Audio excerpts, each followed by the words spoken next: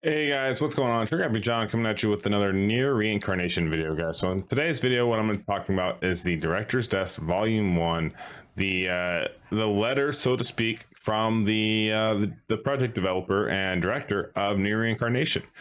Now, I've had, like other games have had these experiences where the director or the lead engineer will come out and they'll say like, hey, here's the breakdown, here's your path, this is what's to come.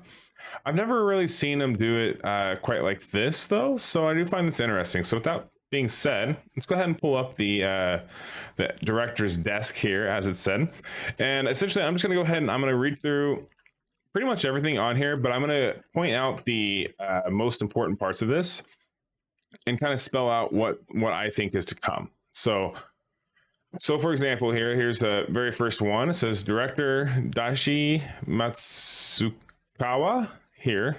I probably butchered that name. I apologize. I'll say that right now.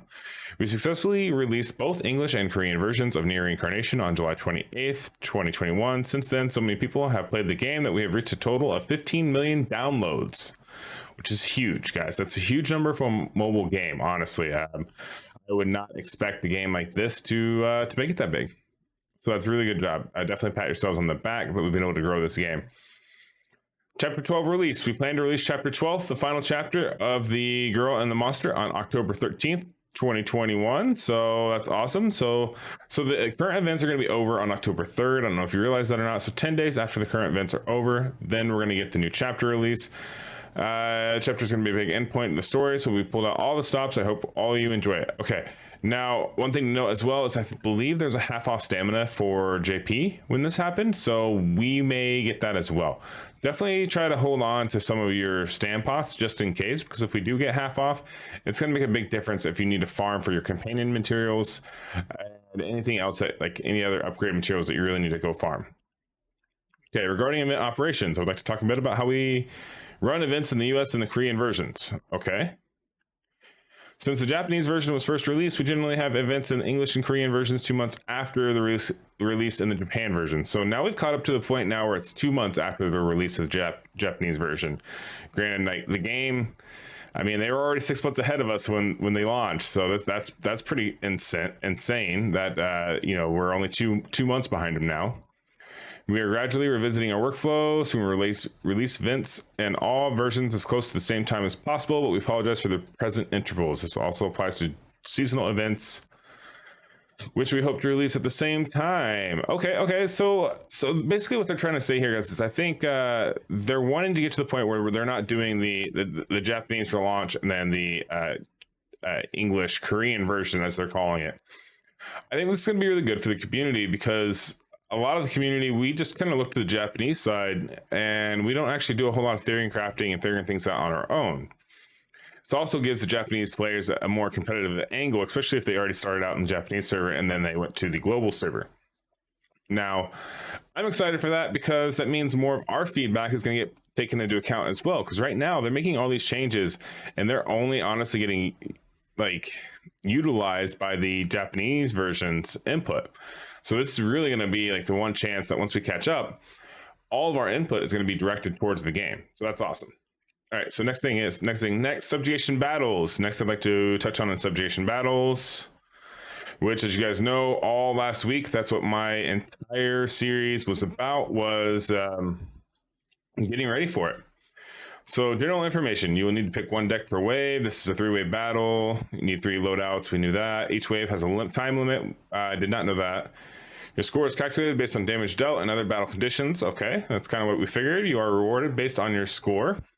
I'm guessing the highest score, the better, obviously. You cannot reuse any characters, weapons, companions, memoirs across the deck used for battle. We knew this already, and that's why I made the videos talking about you guys really need to be pushing memoirs when they have the half off stam. Companions, you definitely should be pushing, especially after these the new Abyss Tower.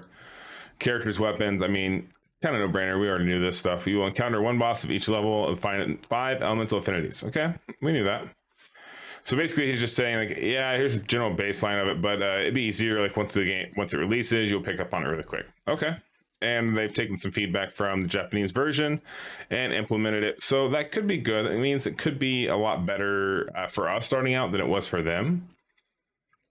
Also note that this is not considered a special event and will be held regularly, so there is no need to rush for a high score.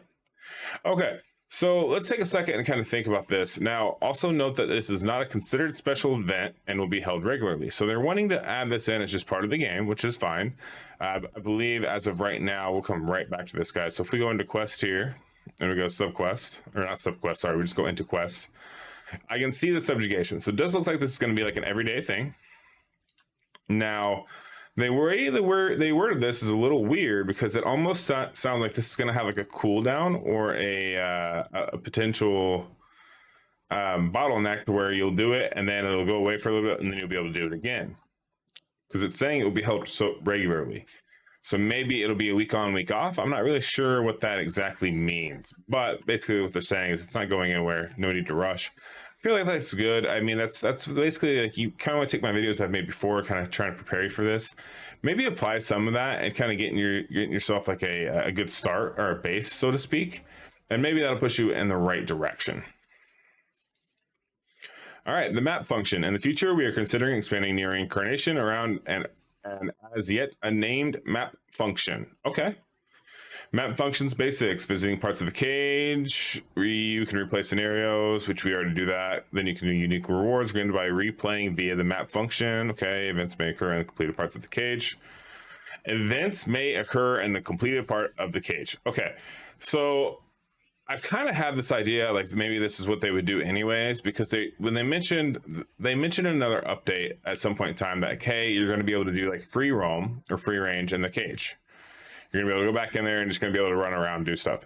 I kind of figured what they would do with that is that it would eventually turn into some sort of event is going to happen in there. I was already guessing that was going to happen. Sounds like that's kind of what they're looking forward to or looking towards to, because it's going to be the easiest way to expand their storyline as well as pull certain events that'll be, like say the community's not as happy and excited as it normally would be. Events like that could be a real game changer as far as just bringing up morale. So I kind of figured they would do that. So that kind of excites me. But what really excites me is right below it says new stories and enemies will appear in completed parts of the cage. So this means they're going to push you and want you to be exploring the cage regularly. And I think that's kind of fun. I mean, that keeps us engaged in the game. The biggest thing is you don't want the game to get stale. You want it to have nice content, new, fun and exciting content. Going on a hunt for your new content, that could be very fun to some people that'll be very discouraging. So I definitely recommend you kind of go with the flow a little bit. Definitely take heed of your other fellow content creators that are probably going to tell you how to do this. So all right, so it says the map function will be released in autumn. Once again, they're not giving us the name, so which is fine, but it serves as the core of our future update direction. Okay, so that's good. So they're going to be putting a lot of focus in this. It will be a while before people encounter new events, but we hope to offer players different kinds of things to experience and play inside the cage. So they really want to really capitalize on this cage, which I don't blame them. I mean, that was the graphics are very good in this game, and 90% of the graphics come straight from the cage, so that's understandable. We're also working on the following adjustments to current systems as part of the map function update: activating daily summons and daily challenges from the menu, altering unlock conditions for daily summons and daily challenges, making it easier to collect items that spawn in anonymous rooms, and they ask for our patience. Okay, so interesting quality of life update. So activating daily summons and daily challenges from the menu. I do like that one because right now you have to walk forward when you're in the cage and go walk up to the daily challenge and go walk up to the daily summons. It's not hard to do. It's just time consuming. It's kind of a pain in the ass. It'd be nice just to say, okay, daily tab, click, click, click, and you're done.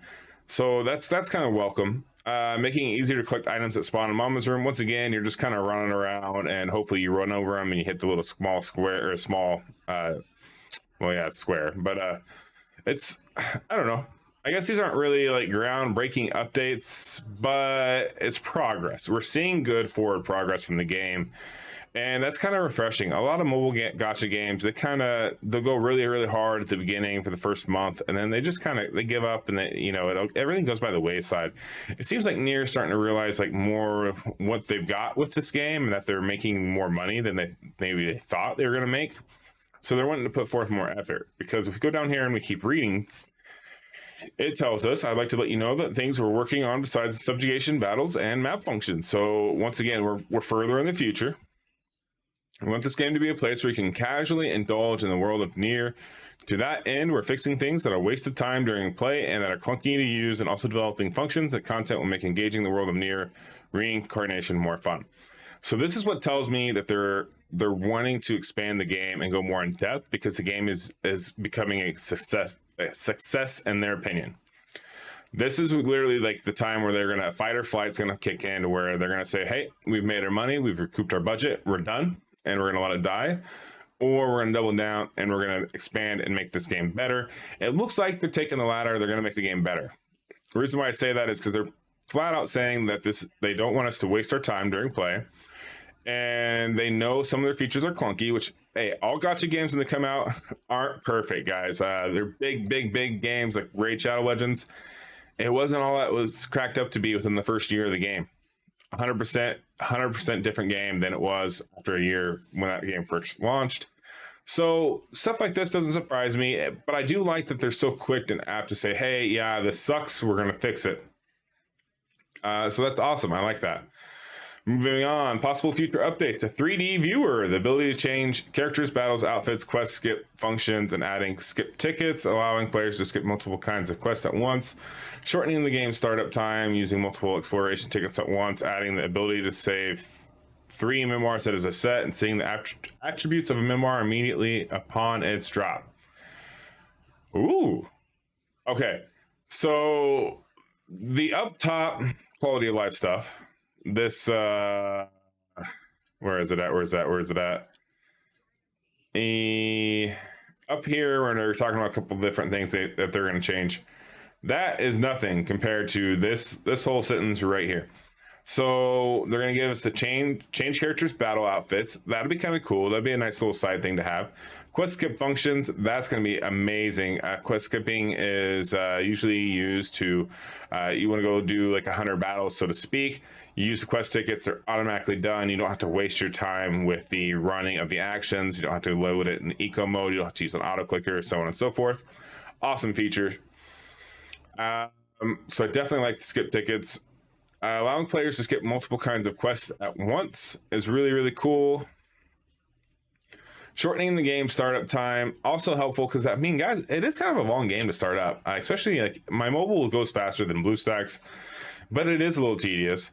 Using multiple exploration tickets at once, that is a must. Right now I have a stack of exploration tickets that I'll probably never get to because, well, I'm using one at a time, and I'm not going to play the game 50 times in a row for stamina. I'm not going to do it. I'll use a few of them though to really boost my stamina, but not that many. So that's awesome. Adding the ability to save 3 memoirs as a set, that's a must. It drives me nuts because I kind of constantly reference back and forth, or I got to retake down my loadout, copy, paste it in another slot to actually get progression. So that's awesome. Seeing the attributes of a memoir immediately upon its drop, this should have been in from the very beginning, so I'm glad they're going to update that as well. Now we're hoping to add quality of life updates for all the versions as soon as possible, keeping the opinions of overseas players in mind. Now, I'm assuming we're the overseas players. I don't know that for sure. I would guess that we're the overseas players, but I like it. They're wanting to take feedback. They're wanting to give quality of life updates. They're wanting to make their game better. Awesome. Definitely good positivity there.